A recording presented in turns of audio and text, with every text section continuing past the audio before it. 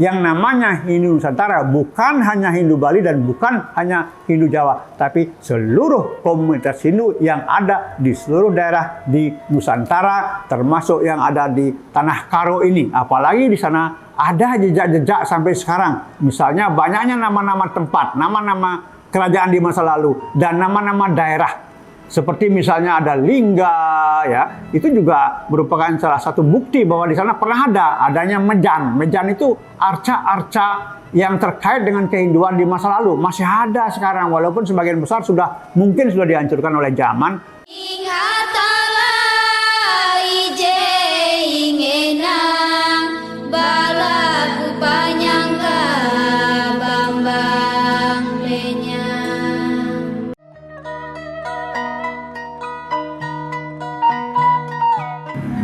Om Awigamastu Namasidam. Om Sidir Astu Tat Astu Swaha. Om Swastiastu. Namaste Sampurasun.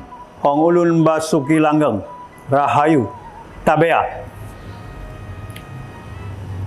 Para pemirsa Renungan Dharma yang dimuliakan, dalam rangka membangun Hindu Nusantara, maka kali ini kami akan menayangkan tentang umat Hindu etnis Karo di Sumatera Utara, khususnya di Kabupaten Kabanjai.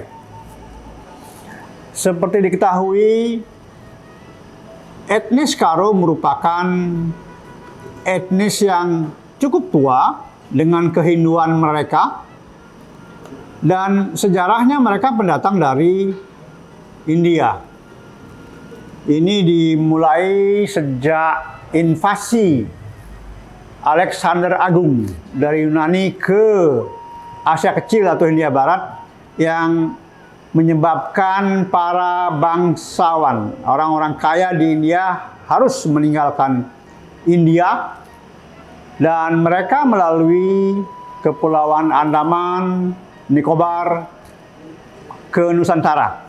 Sebagian mendarat di Aceh, sebagian Kalimantan, dan juga daerah-daerah lainnya di Nusantara. Dan untuk yang menjejak di Sumatera Utara, sekarang kita bisa lihat sisa-sisanya, katakanlah sisa-sisanya adalah etnis Karo yang masih beragama Hindu. Dan ketika saya mengunjungi mereka beberapa tahun lalu di desa Bintang Meriah, Kabupaten Kabanjai, saya menemukan sebetulnya di masa lalu ketika Bapak Ideng Hadano masih bertugas di Medan, beliau seorang anggota TNI waktu itu, bertugas di Medan, pembinaan untuk umat Hindu etnis Karo ini sudah berjalan dengan baik. Terbukti ketika saya ada di Bintang Meriah, saya menemukan banyak kitab-kitab menawan Dharma Sastra, dan bahkan saya menemukan upadesa dalam bahasa Karo. Bayangkan, artinya apa? Saat itu sebetulnya umat Hindu etnis Karo atau umat Hindu Karo ini sudah terbina dengan baik. Namun belakangan, entah karena suatu hal, seolah-olah umat Hindu etnis Karo mulai menghilang. Tinggal sedikit sekali.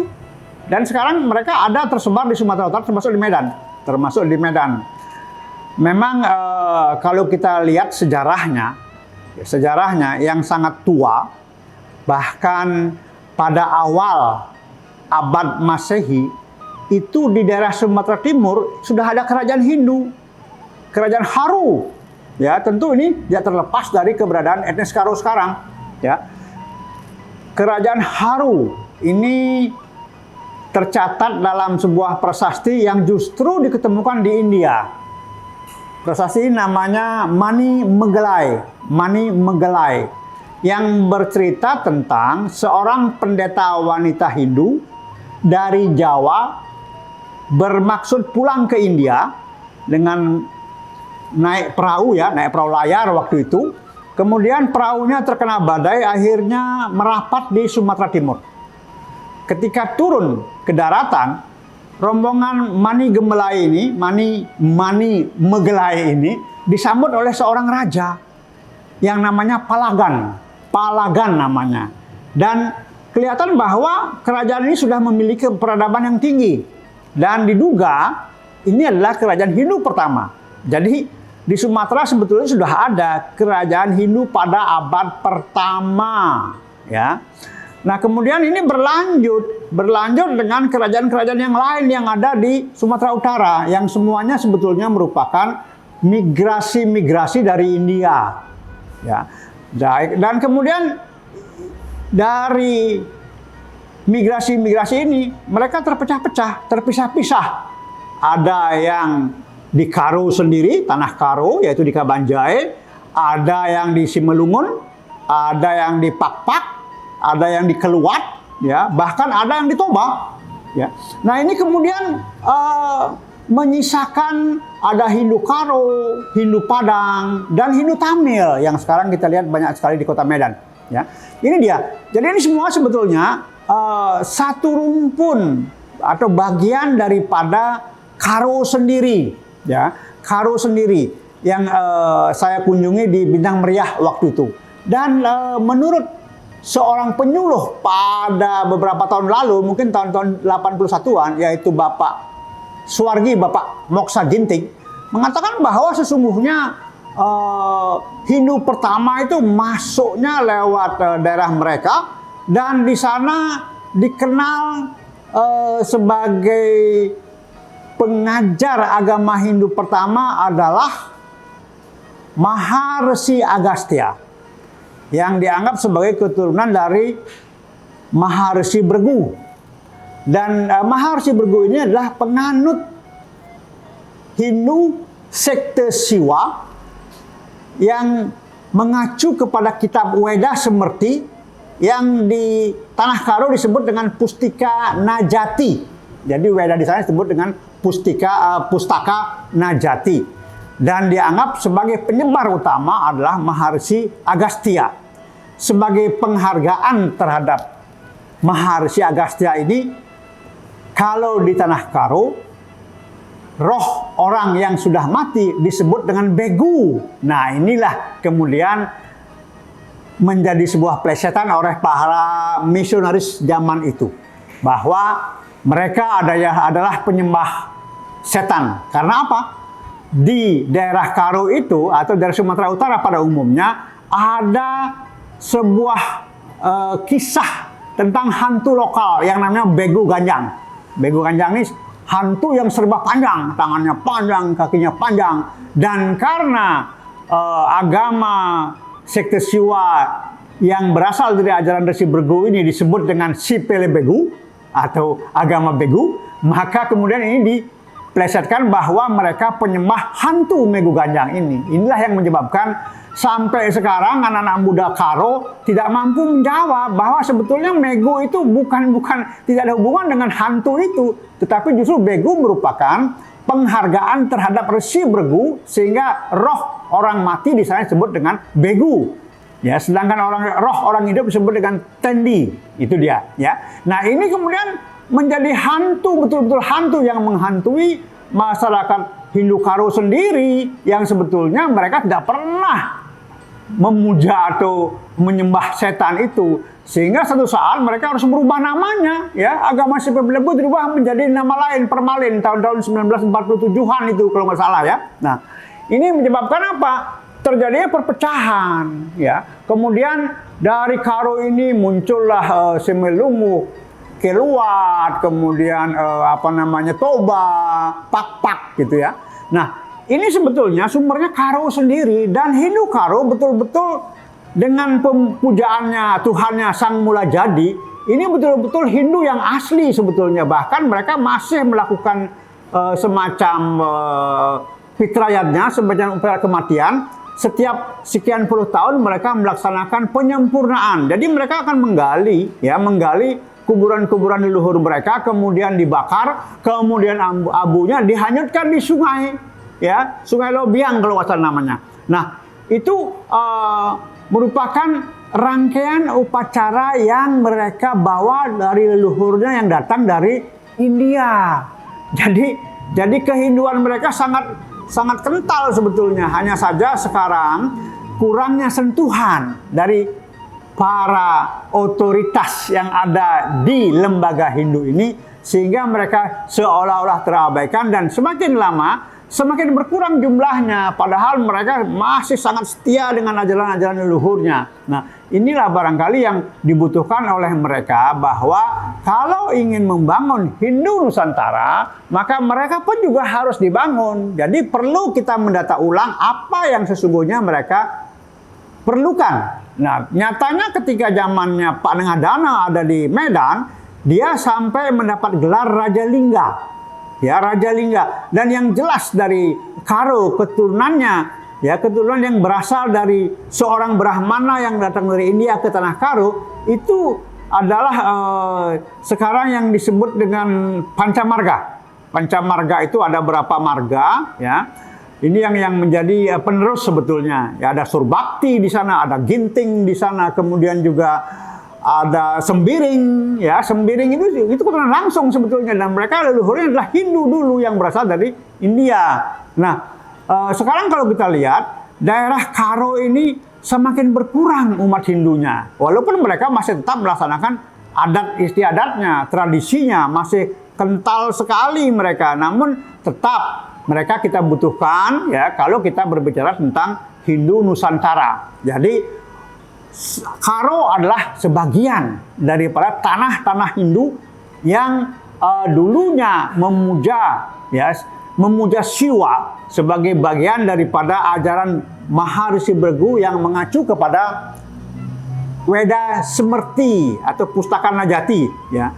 Dan diyakini bahwa Maharishi Agastya adalah Maharishi pertama yang mengajarkan agama Hindu di Nusantara. Walaupun kita tahu yang populer dengan Maharishi atau terhadap nama Maharishi Agastya itu adalah Jawa Tengah. Kita lihat di Candi Prambanan banyak sekali ornamen-ornamen yang menggambarkan Maharishi Agastya. Sementara untuk di Karo ini sangat jarang, sampai sekarang pun masih sangat jarang, bahwa dulu pernah ada Maharishi Agastya yang mengajarkan agama Hindu sekte Siwa sebagai penerus dari Maharishi Bregu. Nah, ini.